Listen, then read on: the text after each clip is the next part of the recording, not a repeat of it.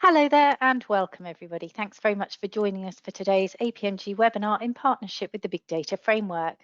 My name's Estelle Hicks-Bennett and I'll be your host and moderator today. I'm delighted to be joined by presenter Jan-Willem Middelburg, founder of the Big Data Framework and author of several books, including the Enterprise Big Data Framework Guidance Series. He's a pioneer and advocate for professionalisation in automation and big data, and when not in lockdown can frequently be found delivering keynote speeches or moderating at universities and technology conferences around the world. Before I hand over, I'm just going to say to you that the recording of this webinar will be sent to you via email afterwards and will be sent to everybody that's registered.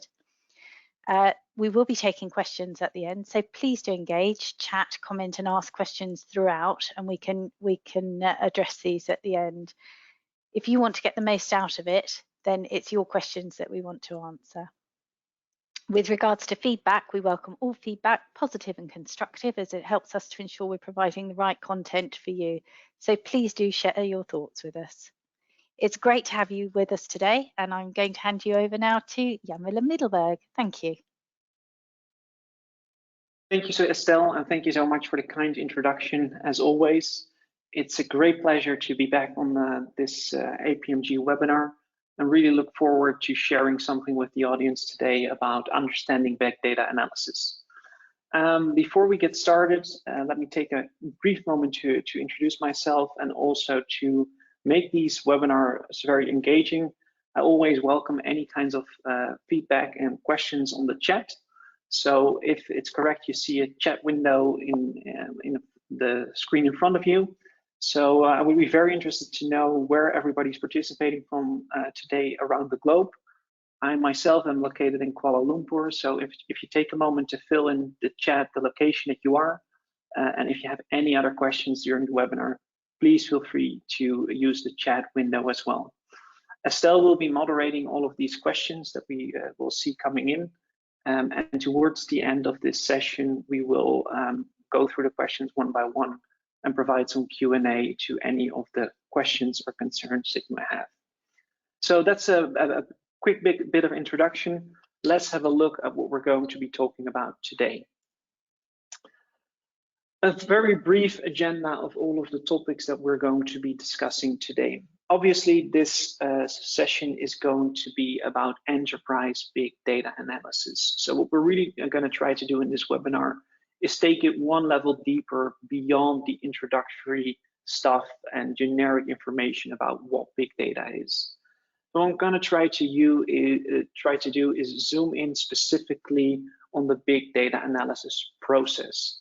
What do we mean with process? Well, big data in any organization is a sequential number of processes that you need to walk through.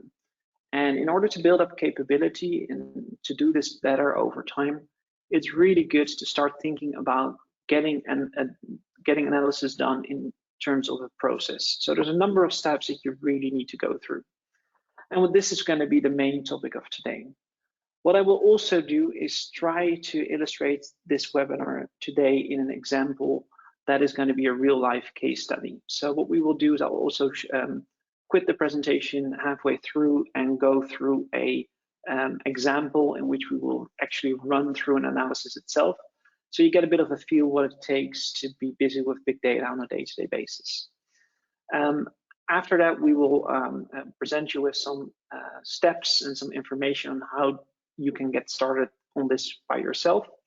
And I'll also share my experience in the last 7 or 8 years that I've been doing this and how you can get started, what would be the first steps to take. All of the things I'm presenting today are based on the book that you see on the right, which is called the Enterprise Big Data Analyst level, which is also part of the APMG certification series. So I'll guide you through that and showcase to you where you can download all of the materials and the scripts that we are showcasing today. Then towards the end of the session, we'll do a Q&A session. Again, we really welcome any kinds of questions in the chat that you see on the right, because then we can go and moderate all of those together. Good, so let's get started on the actual session itself. Before we begin, this is more of an advanced kind of webinar series, so let's do a very brief recap about one of the previous presentations that I did, so that you can kind of place enterprise big data analysis into the right context. And that context is to look at big data in any kind of organization from a framework perspective. The whole framework is called the Enterprise Big Data Framework, and you see a very high-level summary here in front in the slides in front of you. Any big data organization needs to start with a strategy, and that's really what you see at the core of the framework. And from that strategy onwards, organizations can build up capabilities into a number of different fields in order to get real value from their data. So things that are going to need are architecture, algorithms, processes, and functions that really showcase how you can work with big data on a day-to-day basis. If you have all of those in place, there's also room to start experimenting with artificial intelligence, because they build upon the same architecture, processes, and algorithms that are partly discussed in the big data framework. Obviously, you might wonder, where is the focus then particularly in big data analysis? Well, obviously, that's going to be within the big data architecture and algorithm section. And what I will be doing today is focus more towards those areas of the big data framework. So those are a little bit more depicted towards the right of the framework. And that's really how we build it up. So in order to do data analysis well, you need to have knowledge about fundamental algorithms, and you need to understand how do you actually retrieve value from data. Because especially in big data sets, the information is so large that it's really no use to scroll through all of the data and get an understanding from it immediately. You need to apply those algorithms over time. So all of the information that I'm going to be presenting to you today is coming out of the Enterprise Big Data Analyst book, as mentioned before. This is the second book out of a series of 5. In the previous webinars, we discussed the big data professional level. So the analyst one is more of an applied data science kind of course. How do you get the value out of the data? And that's really what I'm going to be sharing with you today. What are the sequential steps that you need to go through in order to get that value out of those data sets? So if you want to have more information afterwards, I highly recommend to download this guide. It's available for free, so it's definitely worth your while to review that. So let's get started. You might ask yourself the following question: well, why data analysis, and why particularly big data analysis? Well, let me start with a bit of an context first. First of all, we need to note that data analysis in itself is not something new. It has been around as early as the ancient Egyptians and the early Romans, who already did different techniques and produced different kinds of algorithms to analyze the data that they were building with. So one of the really famous statisticians in the world, Mr. J.W. Tukey, which I really like because it has the same initials as I have, was one of the first pioneers in this field and really started to define data analysis. Because for a very long time, data analysis was similar or equivalent to statistics. And that's definitely everybody's favorite subject in high school. So it was really becoming more popular, and it needed to have a different kind of interpretation.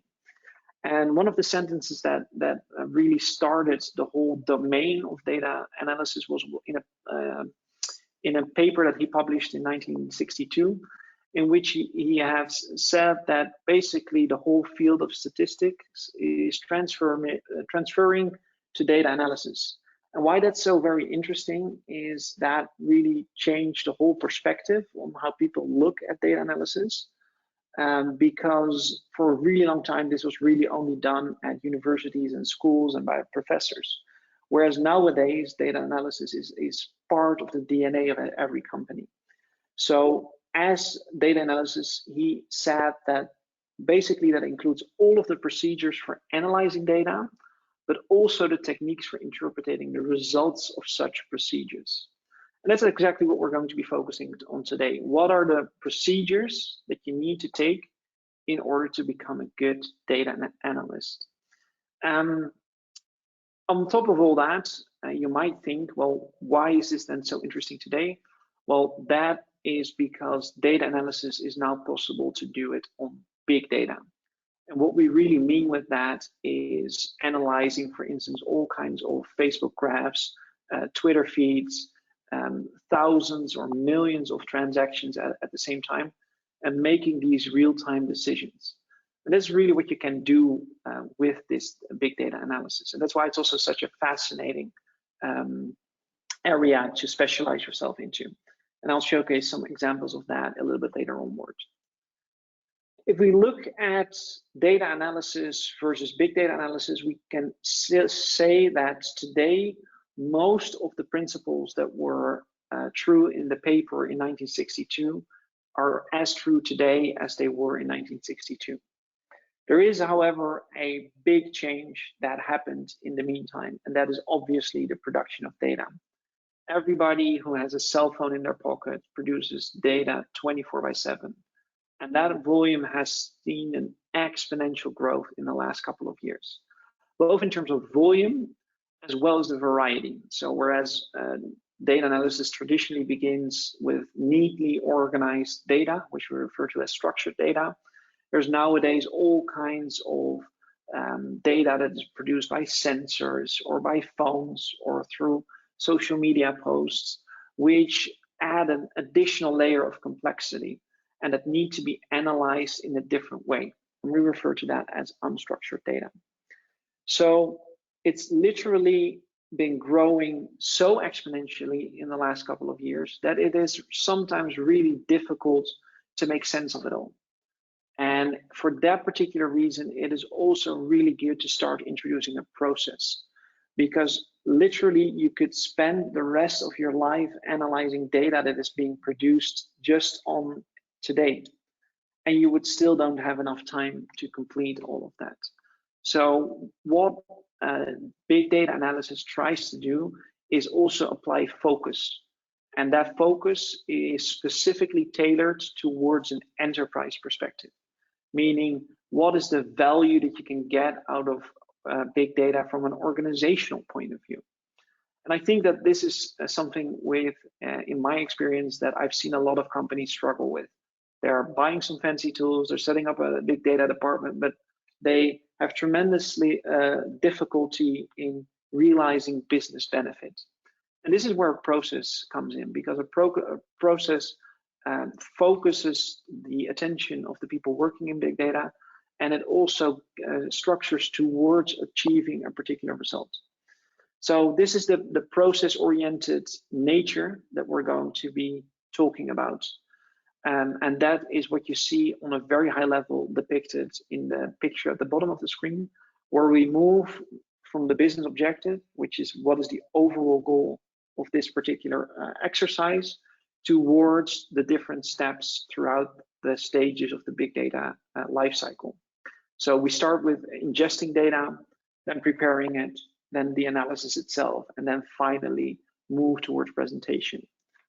And if we zoom in a little bit further into this very simple five-stage process, we can dive a little bit further into it and see that it consists of actually some additional layers of complexity and some additional layers of depth. So at the top of the slide, you see basically those five same stages again, moving all the way from the business objective that the particular organization tries to solve through the use of data, towards the ingestion, preparation, and analysis stages, which together are referred as the data pipeline, and then to the actual management summary, which is at the presentation layer. And this is where we get the real value out of the data from reports, visualizations, or real time in the form of dashboards. But the interesting part from a data analysis point of view is obviously in that middle part between the objectives and the presentations. And that is, how do you build effective data pipelines that are able to analyze different types of data, make sure that they are adequately analyzed, and also ensure that the correct algorithms are applied to them so that they can retrieve that value. And we all do that in terms of on massive quantities of data. And in order to do that, you would need to have distributed storage and processing methods and methodologies and technology in place.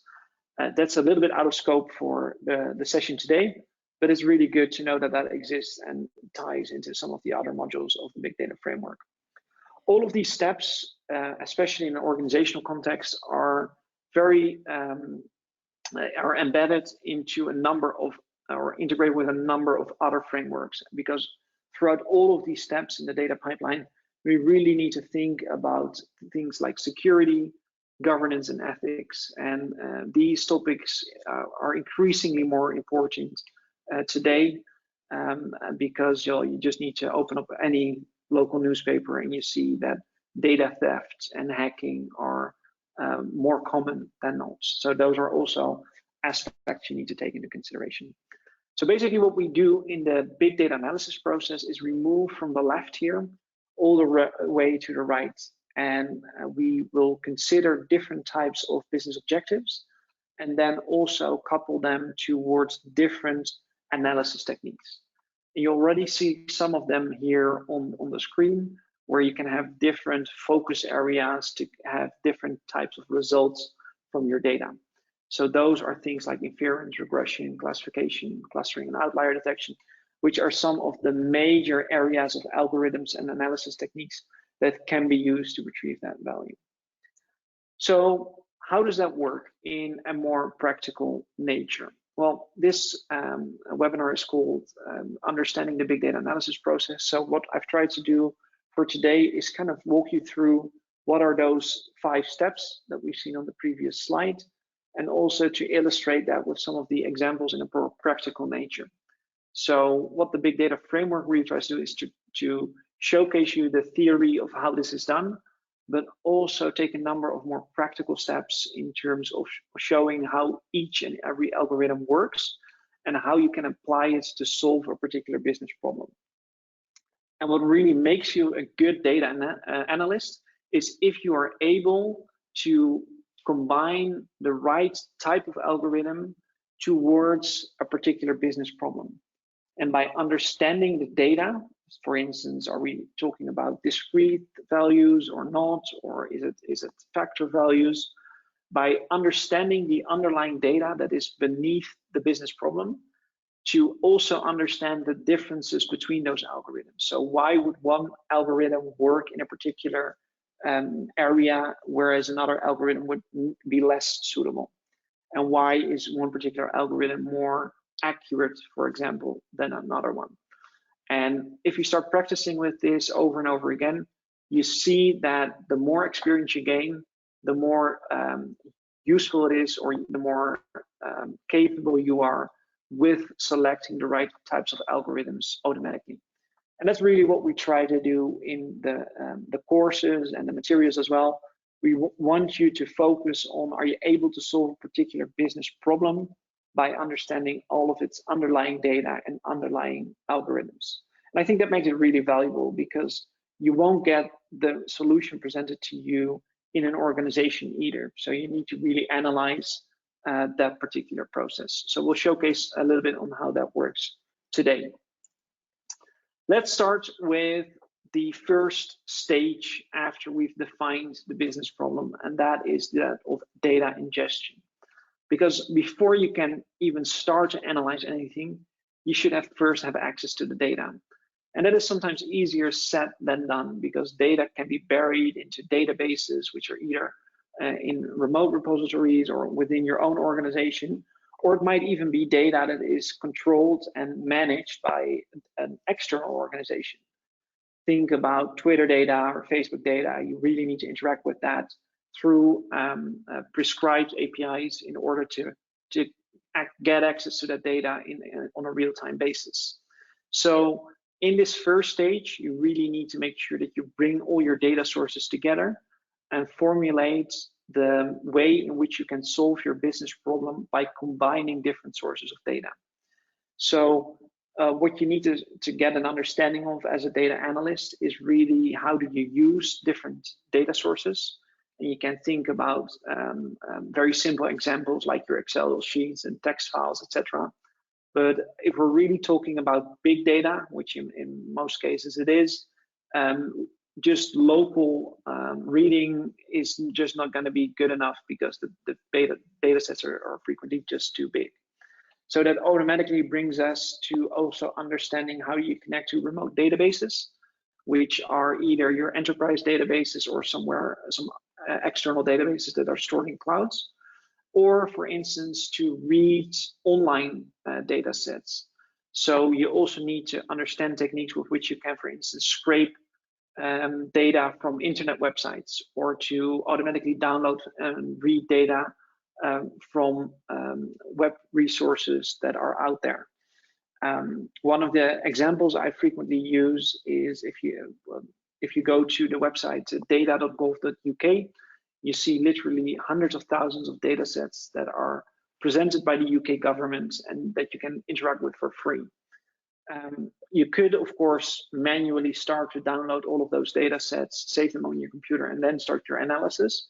But if you really want to do things like real time and you want to make sure that the data is updated every time, then that process is way too manual. So you would need to build some kind of a script that can automatically retrieve the latest data set from that website in order to read and analyze that. So that's some of the things that you would need to understand in that ingestion phase. Having the data is one thing, but then you also, of course, need to have the certainty that that data set is accurate. And that brings us to the second phase, which is really about data cleaning and data wrangling. So let me explain the difference between those two. Data cleaning is really the process of cleaning up your data and getting rid of corrupt or inaccurate records. In the perfect world, this would not be necessary, but if you've been working in enterprise for a longer period of time, you will know that most databases have a lot of corrupt or inaccurate records, very frequently because people didn't fill them in or they made mistakes when doing data entry. So first of all, you need to really make sure that your data is as clean as possible and that passes certain tests so that you know that the data that you're working with is actually valid. And this is one of the most important parts to ensure that your results later onward get accepted by management. Because if the data is questioned, and you see this happening quite a lot in newspapers and in companies as well, if people don't trust the underlying data set and you cannot prove that this data is correct, then the end results will be questioned.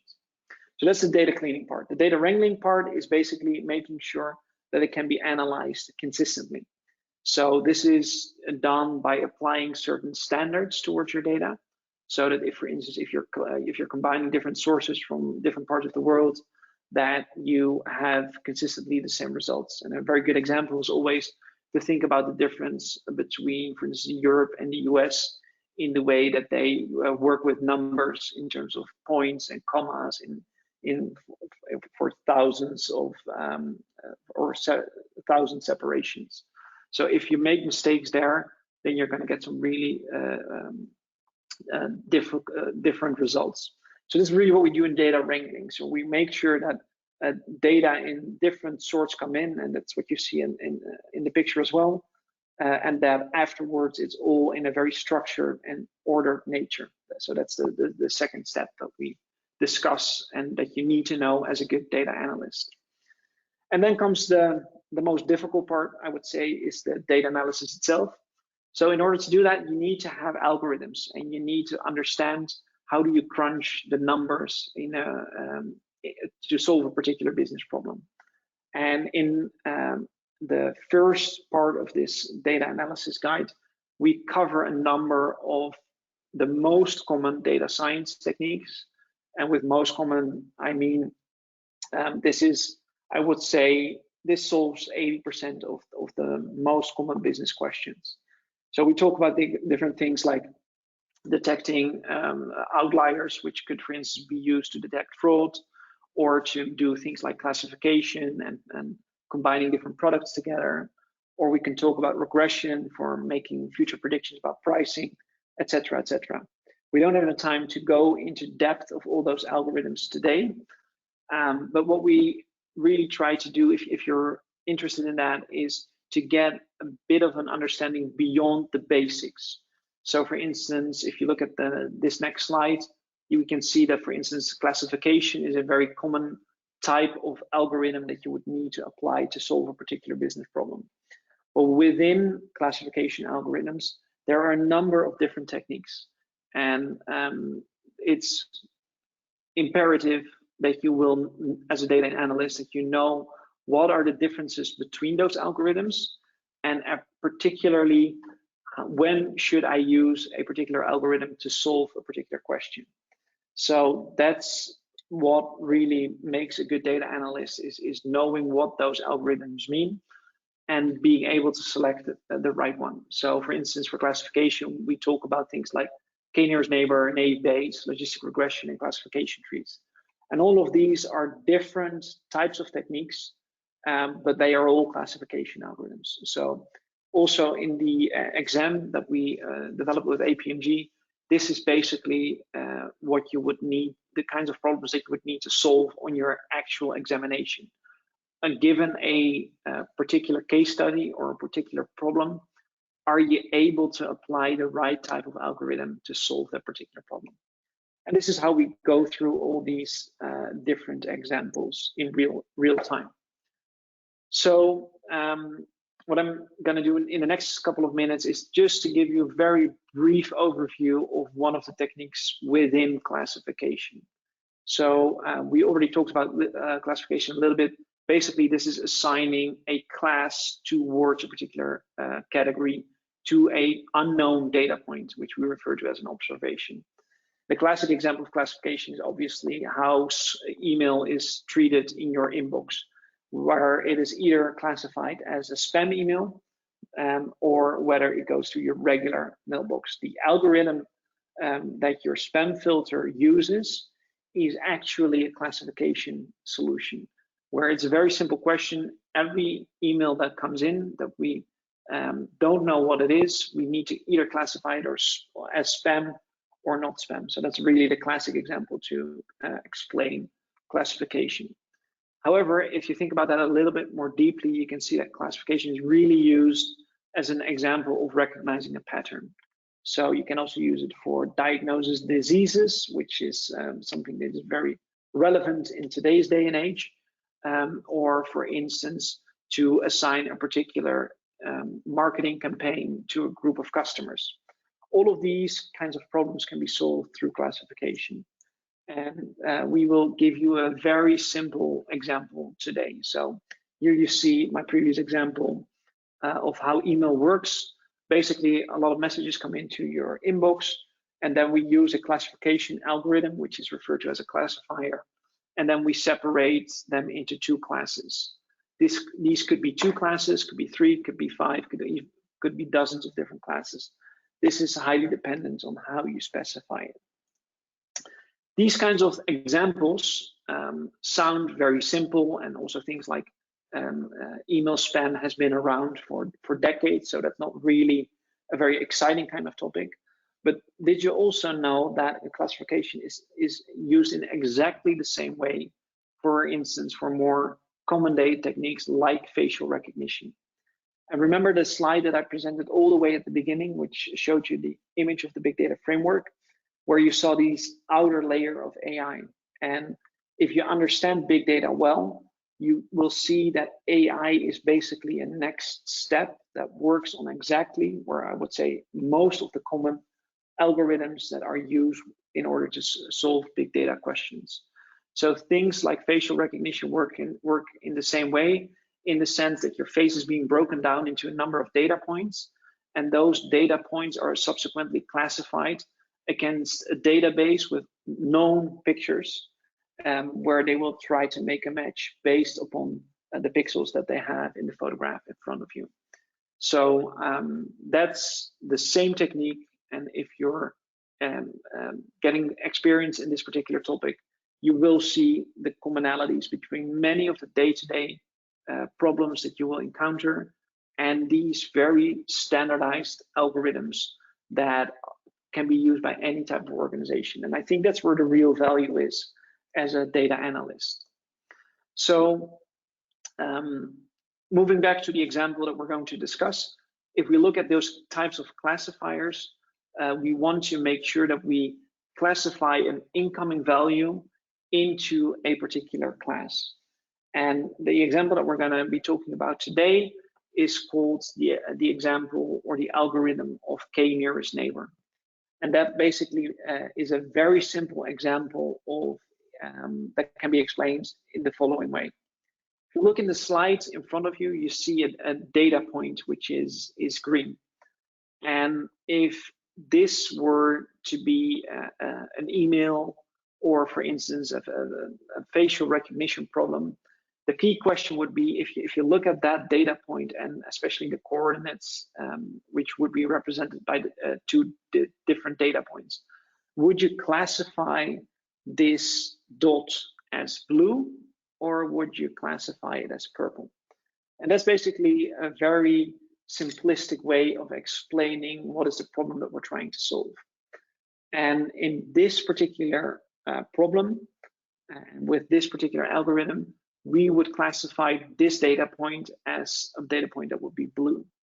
Why is this the case? Well, in this case, we specify k as 3, and that means that we will look towards the 3 closest data points that are the most close to the green data point.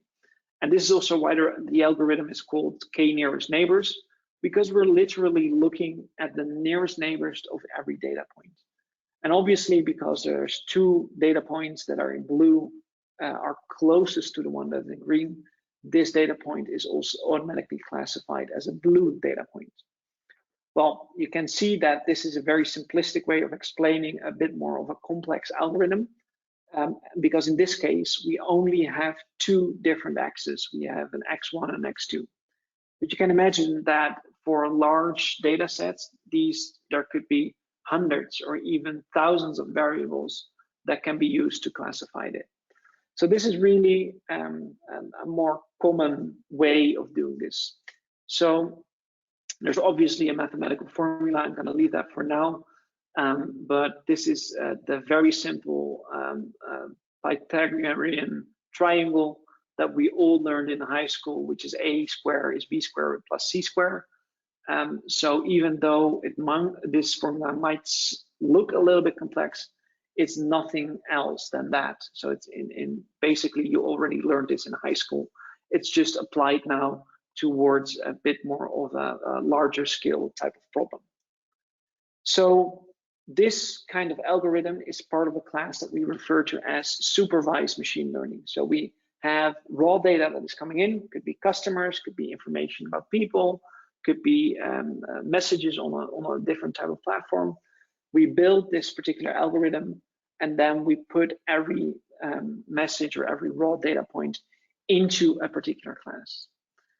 So you might ask yourself the question, well, this is all very nice from a theoretical point of view, but how can I actually use this in practice? And how can I get some business benefit out of this? So we prepared a bit of a little case study for this webinar. And this is, I think, something that we all like to do, is have a good glass of wine nowadays. What is the problem that we're trying to solve, and that a lot of supermarkets or big retailers try to solve, is, well, how do I determine the quality of a bottle of wine? And wouldn't it be very interesting if I could determine the quality of a bottle of wine just by looking at the ingredients that that bottle has?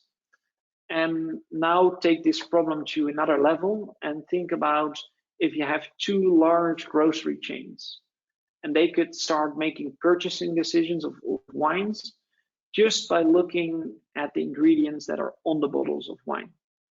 Which kind of grocery store would you think would be more successful? The one that makes decisions based upon this particular algorithm, or the one that just goes to the nearest suppliers and thinks that that is the best quality. Well, this case study has actually been done, and it appears that if you consistently make these types of data-driven decisions, you will outperform your competition. And this is really also the answer to the business problem that we're trying to solve.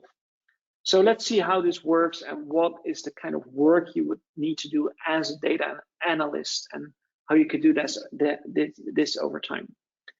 In order to simplify this example a little bit, you would need to know that if we look at wine, there's almost always information about wine available in terms of the acidity, the citric acid, the amount of sugar that's in it, the pH values, etc., etc. You don't need to be a very detailed expert to understand all of this. This is just to say that based on this, we're going to classify every bottle of wine into 4 main categories, and we've kind of simplified it to make sure that the experiment runs. So we could say that a bottle of wine is either poor quality, if people would rate it a 4 or 5, medium, 6 or 7, good, 8 or 9, or exceptional level of quality. So basically the question that we're trying to solve is, without ever having tasted the bottle of wine, and based on its chemical composition, would you be able to rate a bottle of wine in terms of its quality? And that's really the problem that we're trying to solve. And we can use a data analysis approach in order to do that. And that's what I'm going to showcase to you now. So I'm going to try to run a bit of a live demo. I know that there's always some risk that might go wrong. What I've done is I've made a small subset, so it's not really a big data set, but that's just to make sure that it keeps running on my machine and that we don't spend 15 minutes waiting for the results to compile.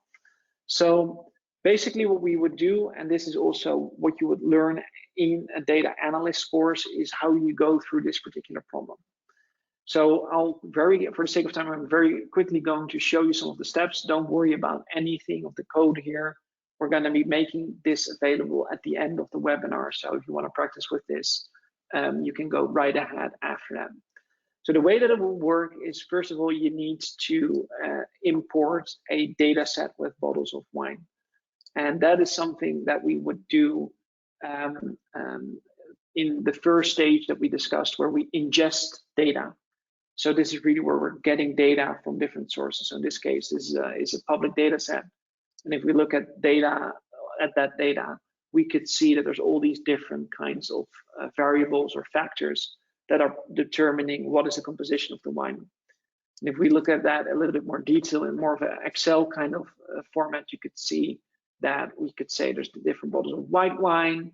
They have different levels of acidity, sugar, chlorides, etc., etc. And all of these say something about the wine that is in that particular bottle. So what we will do next is that we're just going to be looking at bottles that have red wine, and this is just to make sure that we have a bit of a more homogeneous kind of data set. So we'll classify those as the bottles of red wine, and now we see that we've made a subset of the bottles of red wine. We have just close to 1,600 bottles, but it's enough to showcase kind of this example.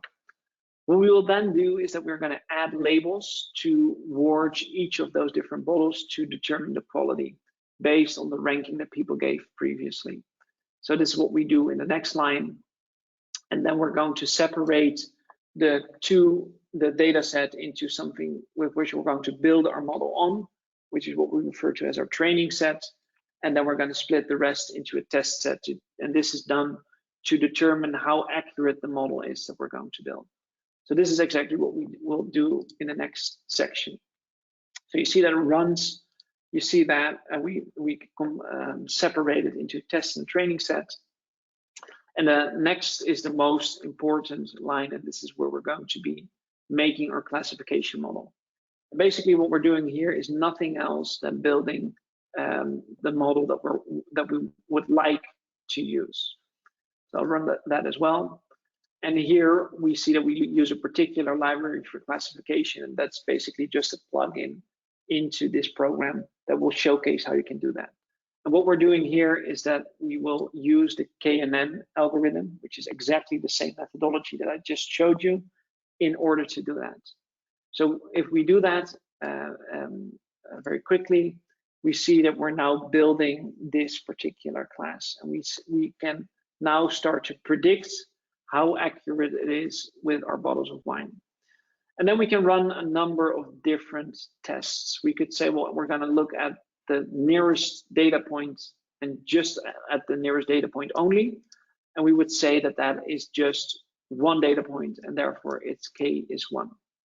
So if we very quickly do that, and just to showcase you some of the results, we can see that we're building a very quick table here that says, well, based upon the test class data, would a particular bottle of wine, based on the chemical composition of the wine, be predicted as good, medium, or poor, versus whether it's actually good, medium, or poor? And what that shows is that we would like to have all of the values in the center. So if every bottle would be classified correctly, then all the good values would be here, and there would be all the values here would be 0. So we could say that this is a decent model, but for instance, here we see there's still 138 and 104 bottles that are misclassified, or which are not classified correctly.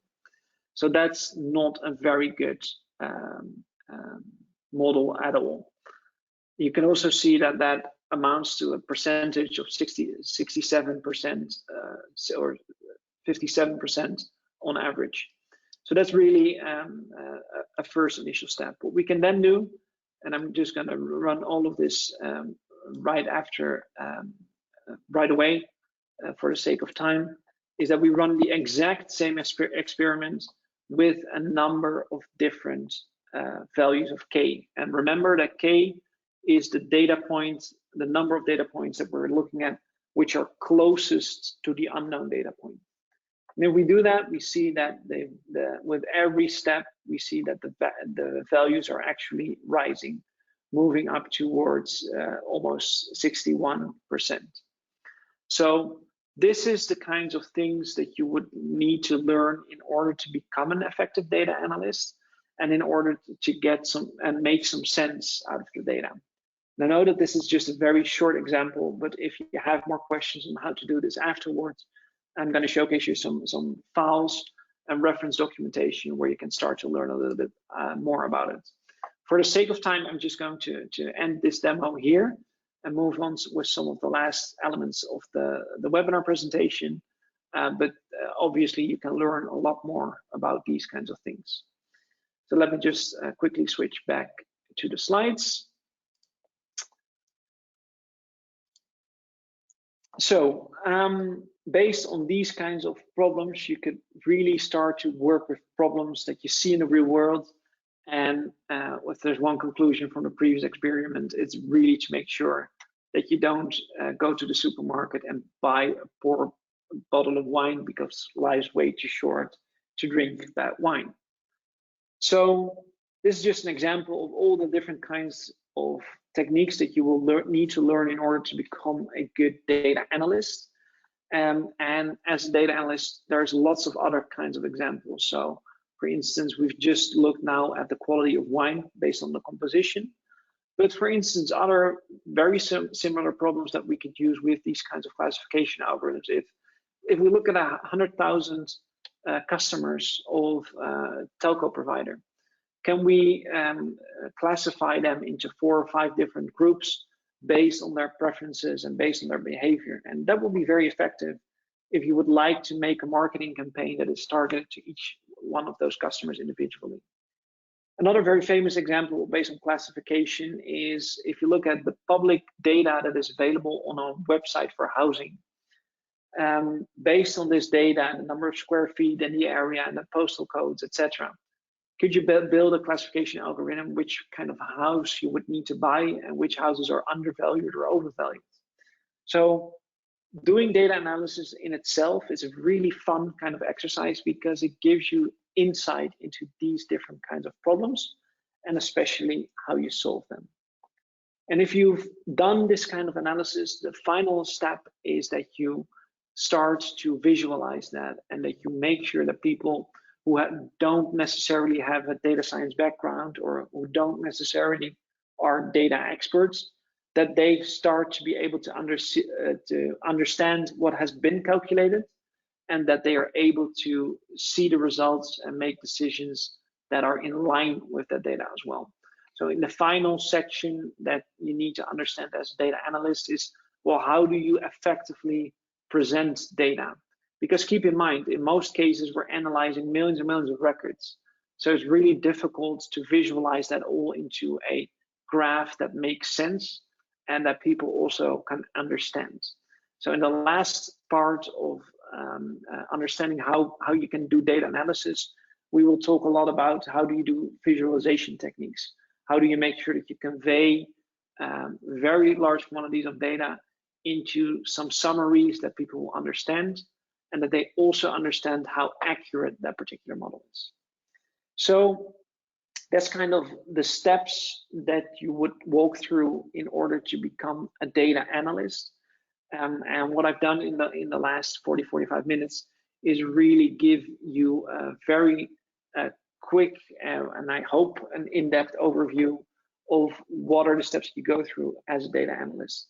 And this is all outlined obviously in the book that I wrote, which is the Enterprise Big Data Analyst. And this is something which we launched with APMG in the first quarter of this year. And you can download a free copy of that book on the following link, which is bigdataframework.org/resources. And obviously, there is now also an exam available for that. So after you've read the book and you've practiced with all the different examples, you can take the APMG exam. It's a tough exam. It's 2.5 hours, so it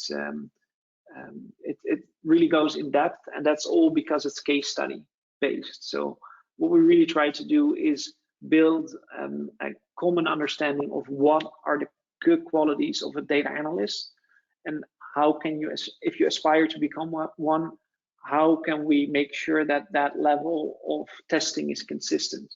So it's a bit of a more heavy type of exam in which you will run through a number of cases and apply some of the things that we've just seen in the previous slides as well.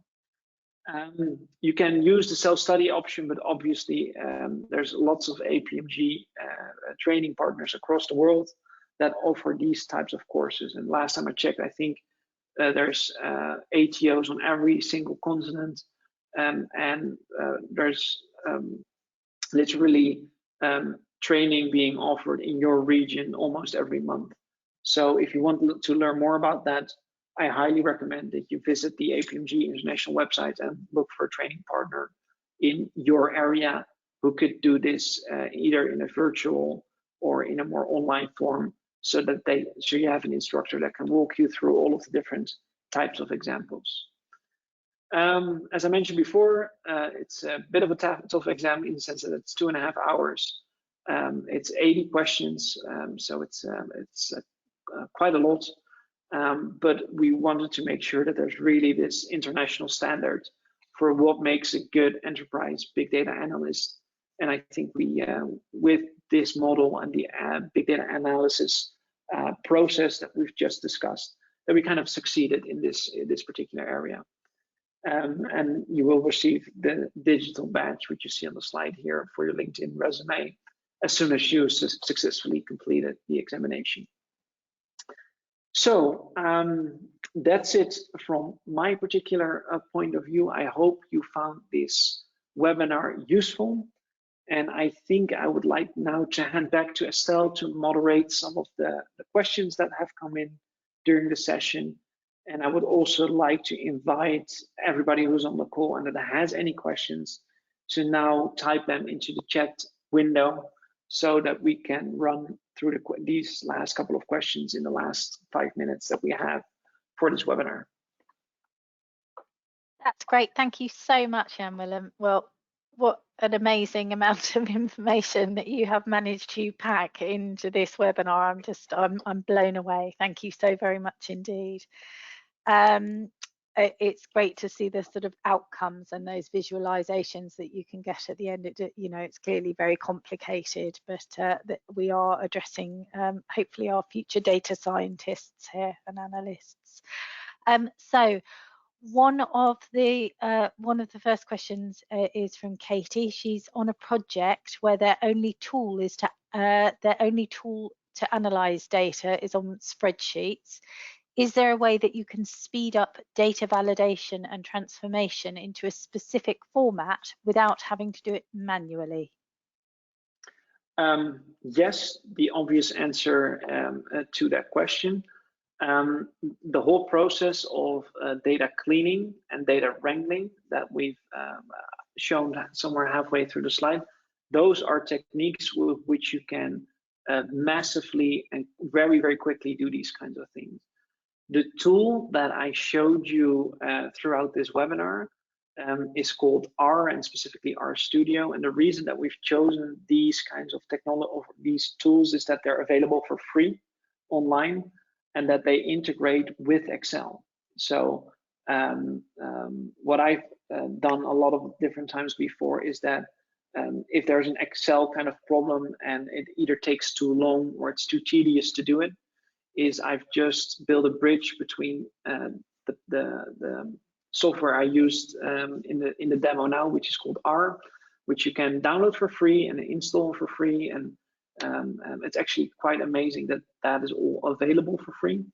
And then build the integration with your Excel file, and then what R does is that it is based for or it's built completely to analyze large set of data. So it does that like within seconds.